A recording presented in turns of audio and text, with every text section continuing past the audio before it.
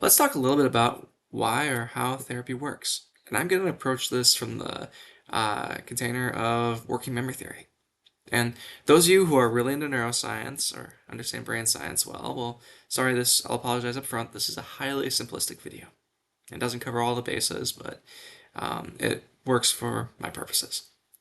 So let's imagine that you have an event that happens at work, and it is a scary event.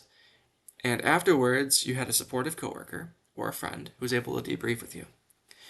What's cool about that experience is your relationship with the friend or coworker will actually make it so that memory might be stored in a way that's not traumatic, which is incredible. Now, that happens there in the moment right after the incident. A similar thing happens every time we access a memory. So an example of this would be, imagine you go to Thanksgiving and you're really excited about something, and your uncle's being kind of a jerk and says something really cruel about it. So what happened there is what you were really excited about when you accessed the memory now has the stink of your uncle's poo-pooing on it as it goes back. So next time you access it, it doesn't feel as good anymore.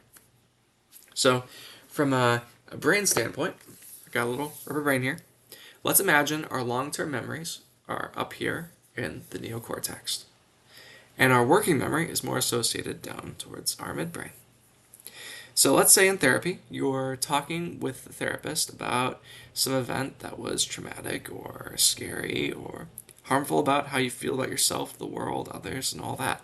Well, through talk therapy, you'll take it from your neocortex and put it here in your midbrain. Now, the context of the therapeutic relationship will actually help change the memory in a way, change the way you feel about the memory before you put it back. And so that's kind of talk therapy. Now, sometimes we get memories or thoughts that just get stuck. And sometimes I'll use something called EMDR with that. And one of the ways EMDR works is not only do we gather the information from up here and put it here in our midbrain so we can focus on it now, we do a task. And so there's a therapeutic relationship helping us co-regulate just like it would in talk therapy. But there's also this task we do, and in EMDR, oftentimes it's eye movements, sometimes it's something different. Something about working memory is it can only focus on so much at any given time.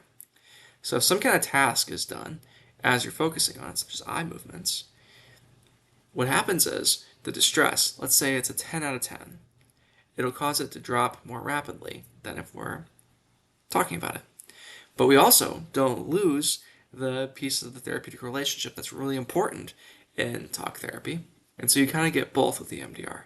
So we transform the memory through taxing the working memory, but also through the therapeutic relationship. And that way, lasting change happens. So when you recall that memory in the future, it's not as distressing as it was before.